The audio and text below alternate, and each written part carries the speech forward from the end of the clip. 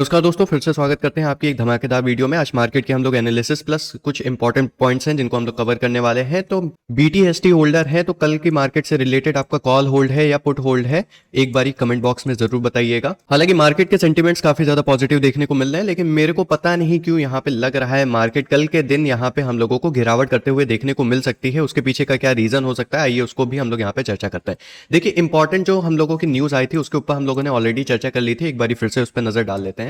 Main चीज आई थी ये कि बैंक ऑफ जापान की तरफ से कल ब्याज दर का रिपोर्ट आया था और 30 साल में ऐसा पहली बार हुआ है कि ब्याज दर इस बार बढ़ के यहाँ पे देखने को मिला है। अब इससे दिक्कत क्या होती है कि ये जो येन का कैरी ट्रेड होता है वो बंद होते हुए यहाँ पे देखने को मिल रहा है, जिससे एफआईज जो हैं, जो विदेशी निवेशक हैं, जो उधार लेके बैंक ऑफ जापान से हमारे भारतीय बाजार, जो उभरता बाजार है, उसमें निवेश करते थे, जिसे हम लोग कैरी ट्रेड कहते हैं, लेकिन वो अब यहाँ पे होते हुए नजर नहीं आएगा, क्योंकि यहाँ पे येन का जो प्राइस है वो हम लोगों को अब बढ़ता हुआ देखने को मिलेगा। तो उधार लेना महंगा हो जाएगा और विदेशी निवेशक जो है वो भारतीय बाजार से पैसा निकालना स्टार्ट कर सकते हैं और हो सकता है वो फिर से यहाँ पे बिकवाली की यहाँ पे संभावनाएं बननी स्टार्ट हो जाए। वहीं पे येन की मजबूती से रुपए पर एक बड़ा खतरा बनता हुआ देखने को मिल सकता है, क्योंकि जहां पे जब भी जापान में ब्याज दरें यहाँ पे बढ़ती हैं तो उसमें क्या होता है कि ये जो येन होता है ये डॉलर के मुकाबले मजबूत होना स्टार्ट हो जाता है, यानी कि वहां की करेंसी मजबूत होना स्टार्ट हो जाती है, जिससे जो भारतीय कंपनियां जो हैं, जो बहुत बड़ी बड़ी कंपनियां हैं, PFC, REC यानी कि रिलायंस, NLC इंडिया, ये सारी जो बड़ी कंपनियां हैं जिन्होंने जापान से कर्ज ले चुके हैं, उसको जब चुकाना पड़ेगा तो वो चुकाना इस बारी महंगा पड़ेगा, क्योंकि वहां पे जो येन का कीमत है वो बढ़ चुकी होगी।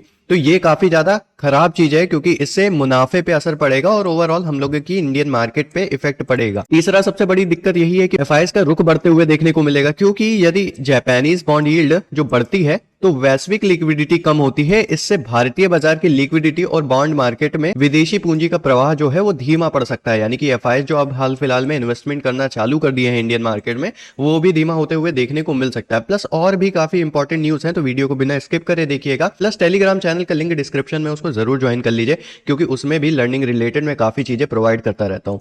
चलिए, सेकंड सबसे इंपॉर्टेंट चीज हम लोगों की ये आई थी अमेरिका से लेकर कि भाई अमेरिका में यहाँ पे PCE का डाटा जारी होने वाला है मंडे को शाम को ये डाटा आ जाएगा। अब इसका असर क्या पड़ने वाला है और ये कैसे हम लोगों के लिए एक पॉजिटिव न्यूज साबित हो सकती है अगर इसका डाटा पॉजिटिव आता है, तो ये इस प्रकार से होगा कि जब अमेरिका में महंगाई कम होती है तो वहां की ब्याज दरें जो हैं उनकी घटने की संभावनाएं बढ़ जाती हैं। अब विदेशी निवेशक अमेरिका जैसे सुरक्षित बाजार से फिर पैसा निकाल कर भारत जैसे हाई ग्रोथ वाले बाजारों में लगाना स्टार्ट कर देंगे। इससे निफ्टी और सेंसेक्स में भारी तेजी देखने को मिल सकती है। वहीं पे महंगाई कम होने से जो डॉलर जो कमजोर होता है तो रुपया यहाँ पे मजबूत होते हुए हम लोगों को देखने को मिलेगा, क्योंकि रुपया मजबूत होने से भारत का आयात जैसे कच्चा तेल सस्ता हो जाएगा। इससे सरकारी घाटा जो है वो कम हो जाता है और बाजार में इसका सकारात्मक यानी कि एक पॉजिटिव इंपैक्ट देखने को मिलता है। आईटी सेक्टर और बैंक सेक्टर के लिए ये काफी इंपॉर्टेंट चीज है, क्योंकि आईटी सेक्टर का जो बड़ा रेवेन्यू है, आईटी सेक्टर कंपनियों का जो बड़ा रेवेन्यू है वो अमेरिका से ही कमाती है। अगर अमेरिका अर्थव्यवस्था महंगाई कम होने से मजबूत होती है तो आईटी कंपनियों को नए प्रोजेक्ट मिलने की उम्मीद बढ़ जाएगी और आईटी सेक्टर में इससे हम लोगों को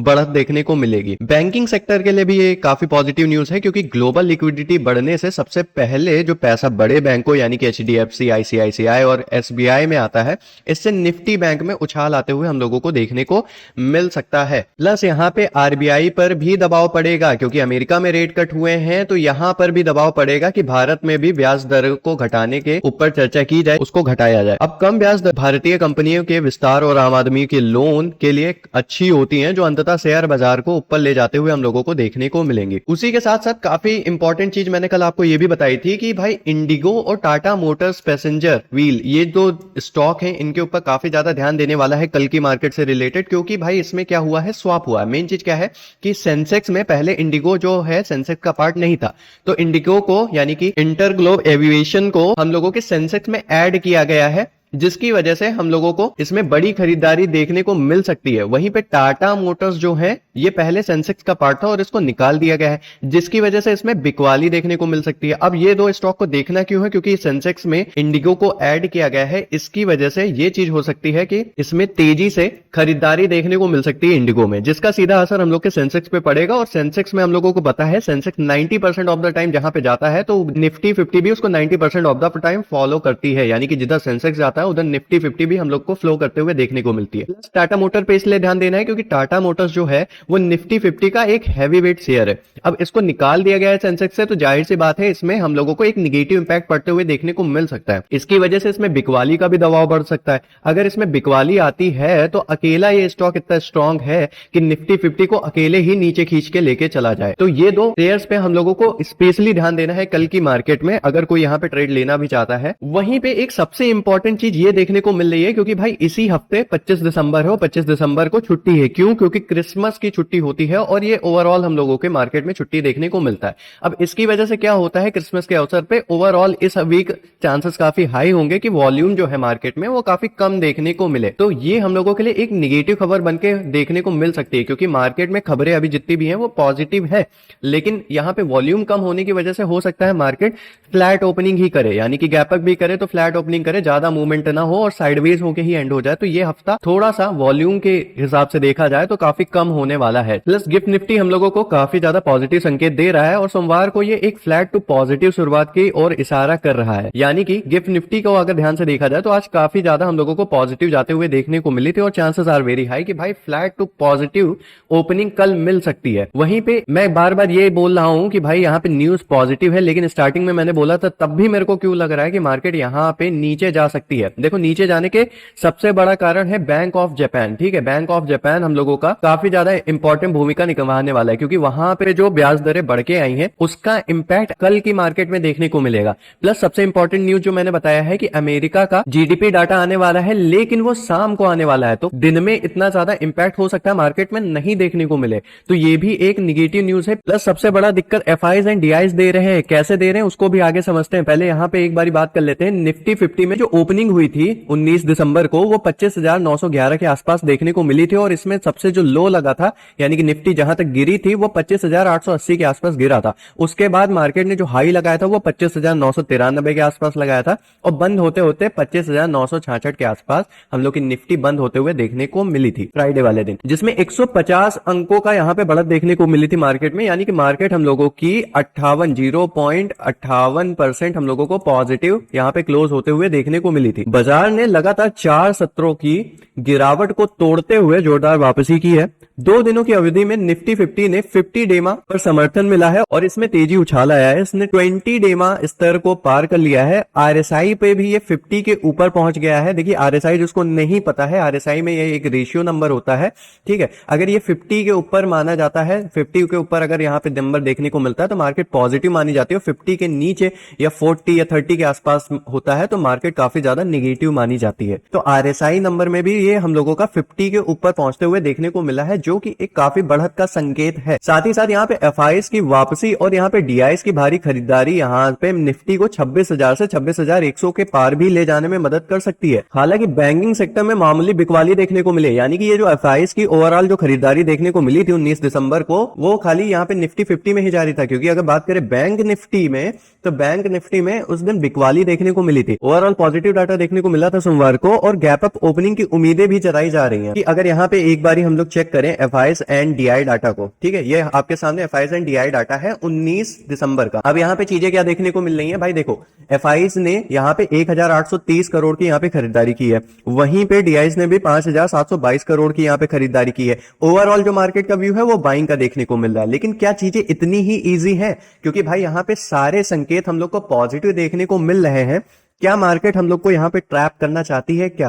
क्योंकि मेरे को अभी भी लग रहा है कि भाई यहाँ पे अगर ध्यान से देखा जाए तो एफआईएस की तरफ से ये जो बाइंग आई है, ठीक है, ये फ्यूचर में हम लोगों को निफ्टी में तो देखने को मिली है, लेकिन बैंक निफ्टी में ये ध्यान देने वाली चीज है कि भाई फ्यूचर में भी सेलिंग देखने को मिली है। और वहीं पे बैंक निफ्टी में ऑप्शन की बात करें तो ऑप्शन में भी 1,075 करोड़ की यहाँ पे सेलिंग देखने को मिली है। प्लस यहाँ पे हम लोगों को निगेटिव न्यूज सबसे बड़ी बैंक ऑफ जापान की तरफ से देखने को मिली है। तो मैं ये उम्मीदें लगाकर बैठा हूं कि कल की मार्केट हो सकता है मार्केट में कल हम लोगों को गैप डाउन ओपनिंग देखने को मिले या फिर गैप डाउन फ्लैट ओपनिंग देखने को मिले। मेरा व्यू थोड़ा सा मार्केट के यहाँ पे अगेंस्ट देखने को मिल रहा है। एक बारी चार्ट पे भी एनालिसिस कर लेते हैं कि इंपॉर्टेंट लेवल्स कौन कौन से हैं, फिर उसके बाद एंड में कंक्लूजन पे हम लोग चर्चा करेंगे। देखिए यहाँ पे हम लोगों के सामने ओपन है निफ्टी 50 का 15 मिनट का चार्ट। अब यहाँ पे हम लोगों को जो इंपॉर्टेंट हम लोगों को सपोर्ट देखने को मिल रहा है 25,836 से 25,800 के बीच में। और कल की मार्केट यानी कि 19 दिसंबर की मार्केट की क्लोजिंग के हिसाब से देखें तो एक नया सपोर्ट यहाँ पे हम लोग को बनाते हुए देखने को मिला है, जो कि पहले रेजिस्टेंस का काम कर रहा था, अब वो सपोर्ट बनते हुए देखने को मिल रहा है, यानी कि 25,916 से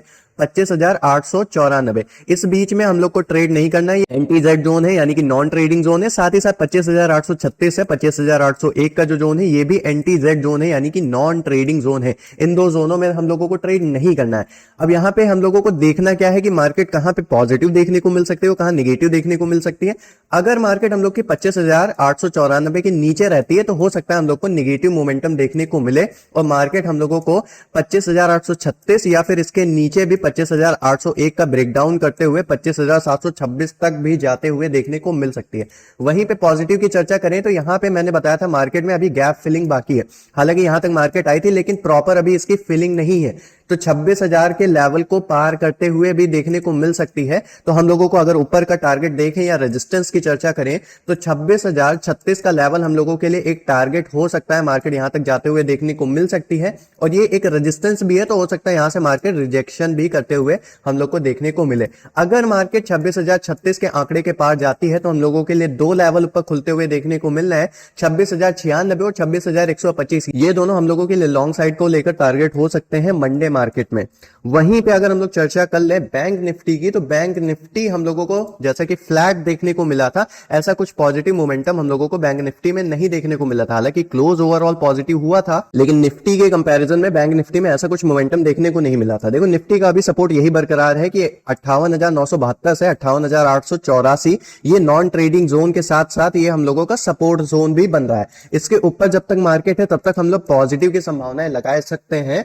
और वहीं पे हम लोगों का जो रेजिस्टेंस लेवल देखने को मिल रहा है वो है 59,253 से 59,311 के बीच में। यहां से मार्केट हो सकता है कि एक रिजेक्शन लेते हुए फिर से यहां पे पलटते हुए नीचे देखने को मिल सकती है, या फिर अगर इसका ब्रेकआउट होता है तो 59,410 और 59,525 के आसपास का हम लोग को यहां पे टारगेट देखने को मिल सकता है। चर्चा करें शॉर्ट की, यानी कि अगर मार्केट 58,884 के लेवल के नीचे आती है, यानी कि यहां पे अगर ब्रेकडाउन देखने को मिलता है सपोर्ट का, तो यहां पे 58,743 का लेवल खुलते हुए आते हुए हम लोग को देखने को मिलेगा। मैं मार्केट से यही उम्मीदें लगाए बैठा हूं कि भाई पॉजिटिव हो जाए मार्केट, लेकिन ओवरऑल जो व्यू देखा जाए तो मार्केट मेरे को थोड़ा सा डाउट में डाल के रखी है और मेरा व्यू थोड़ा सा कल की मार्केट को लेकर बहुत ज्यादा पॉजिटिव नहीं है। अगर पॉजिटिव है भी तो फ्लैट पॉजिटिव है, या फिर हम लोगों को मार्केट कल यहाँ पे निगेटिव भी देखने को मिल सकती है। आज की एनालिसिस वीडियो आपको कैसी लगी कमेंट बॉक्स में जरूर बताइएगा और चैनल को सब्सक्राइब करिए ऐसी डेली मार्केट से रिलेटेड अपडेट्स एंड एनालिसिस पाने के लिए। फिलहाल के लिए इस वीडियो में इतना ही, मिलते हैं नेक्स्ट वीडियो में, तब तक के लिए जय हिंद, वंदे मातरम, धन्यवाद।